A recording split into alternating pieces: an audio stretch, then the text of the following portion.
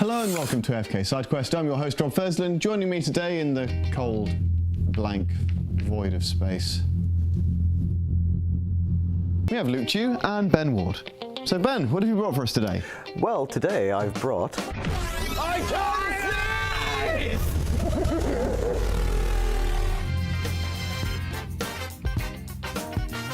So Ben, what is Solar Storm? What was that, Rob? Where am I? Solar Storm is a game in which we play members of a crew on a ship that has been hit by a solar flare. As we get pulled in further, the more damage the sun does to us, but we have to repair the ship, repairing its energy core so that we can get away. So kind of think FTL, but without the combat. It's more focused on us moving around, repairing. We get a set of resource cards. Once those cards run out, we lose, so there's a limited amount. Game is pretty simple. It's not got a lot of rules to it, but there are special abilities in different rooms. For example, there's the crew quarters in which you can move another player's token to a specific room, so that saves them a turn on their next round. After each player's turn, the ship takes damage, so it can go from like 1 room, 2 or 3 rooms, taking damage around the ship, progressively getting harder as we go along. So it starts off a bit easier, and then as the sun it just gets in, worse. Yeah, it gets worse. What we have to do is we have to make sure the room is fully shielded. Once the room is fully shielded, we spend a certain type of resources, nanobots, energy, metal, data, in order to repair the room. Once we've repaired the room, it's activated. We have to do that to each room, except for the energy core. Once we have all the rooms activated, we spend an action in the energy core to take the ship out of there. So does every single room have the same resources to fix them and build them? No, it's different for each room. So one room could be like 2 metal and a nanobot, then the next room could be data, energy, and metal. So it does vary.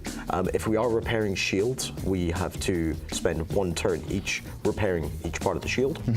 Once the room is activated, it only costs 1 to bring the shields back up to full. Oh, okay, so if you've got on a room online, it's easier to keep it running. It is easier to keep it running. Okay, and what if a room actually runs out of shields? If a room runs out of shields and it takes damage again, we lose. Okay, so not only is it co-op, it's kind of, you need to be, like, quick. As a team, you need to be very sure of what you're doing. So it's us against the sun. It's us versus the sun. You hear that, bitch? So there are 3 different difficulty modes. There's easy, medium, and hard, with sort of higher difficulties being there are cards which do multiple resources. Those do get taken out of some of the higher difficulties as well, making the game that bit more difficult. Is it cold, dark, deeper space if it's also full of sun?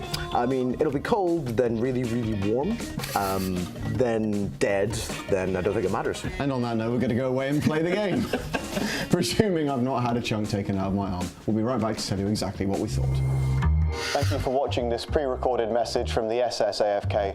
We're very sorry to inform you that we died in space. If you're watching this, Phoebe and Elsie, I'm not going to come back. So Luke, what would you think about this game? I really enjoy Solar Storm, mainly because it's it can be very quick. So you can die even quicker, which is fantastic. It was quite difficult. I enjoy the cooperative nature of it. I do like co-op games where you have to all get together to survive, and I like the design of it as well. It's hard to say because I really enjoyed much of it, so I'm trying to think of stuff which... Like the specifics of the things you really enjoyed. But the whole experience itself was really good because you've got the tense nature where you need to make sure the ship is running. Yeah. And you've also got the cooperative nature where it's, oh, I can help you out by doing this, I can help you out by doing this. So as long as you haven't got someone just like blurring out, oh, do this, do this, do this, and there's more of a conversation to get it done. That's what I think is kind of the sign of a good game, when it is a cooperative thing where everybody kind of needs to think about what they're doing, and the table gets kind of quiet as everybody's looking at the board and thinking, okay, how do we get out of this?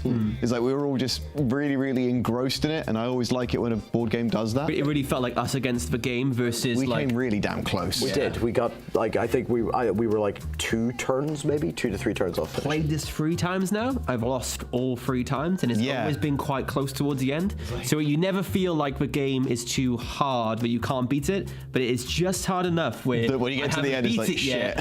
But I got really close all 3 times. As I said, the game really lulled us into a false sense of security at the beginning, because when it's only one being damaged at a time, you're going like, oh, we can take our time with it, and then it very quickly starts to get worse. You know for a fact in your second playthrough, you're like, okay, we need to do as much as we can in these 3 rounds before it starts getting insane. Would you guys think it was very easy to pick up? The simplicity of it, as you said, like, that's a big benefit to it. It is not a difficult game to, there's not like, I don't need to sit and pore over a large rulebook for this game. It is just match the cards to the thing, and then hope that the game doesn't Screw you in the destroy meantime. you. The only thing I would say, I feel like some of the room actions just simply weren't as useful as others. That's right. Yeah, definitely. There were some room actions that just we didn't end up using. I could see where they could be useful, but I don't feel that they're always going to be useful. And that's there's the bridge where you can have the look at the top 3 event cards. So that can be useful for pre-planning.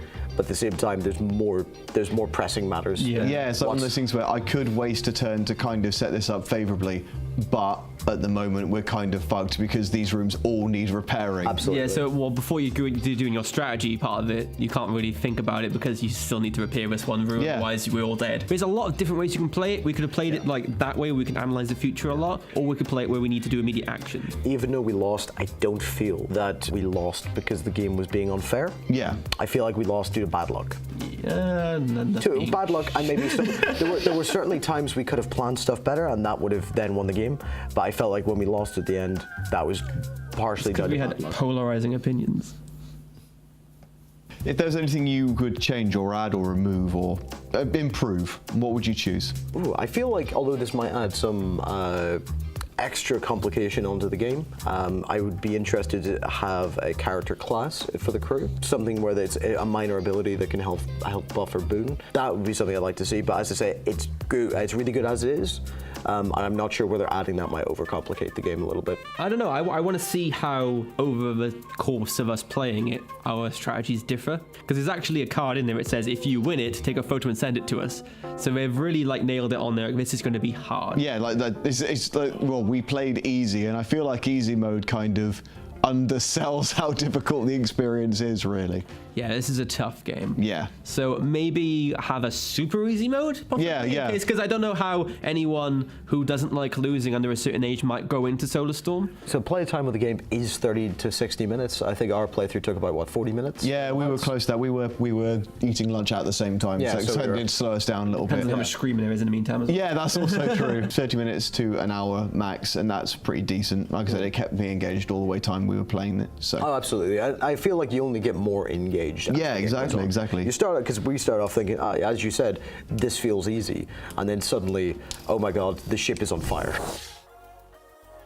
There is a solo mode in this coming soon, I know, but I don't know how we're going to rework the parts of the game. I'd be curious to see how that works.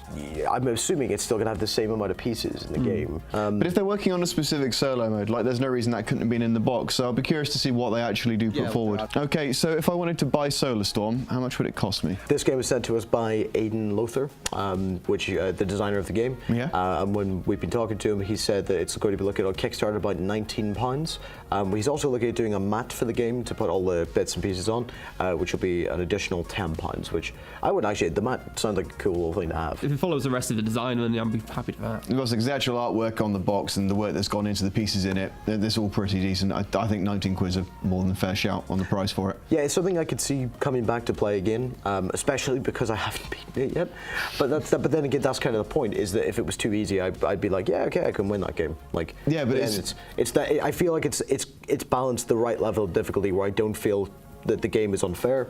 I feel like it's close, so you get that tension building every time. Yeah. So it is also going to be at the GE Expo from the 31st of May to the 2nd of June. Okay.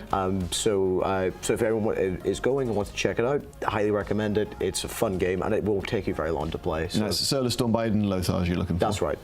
We hope you've enjoyed this episode of AFK Sidequest. If you did, then please make sure to like, share and subscribe, click that notification bell, and a rocket ship full of good content will be coming your way.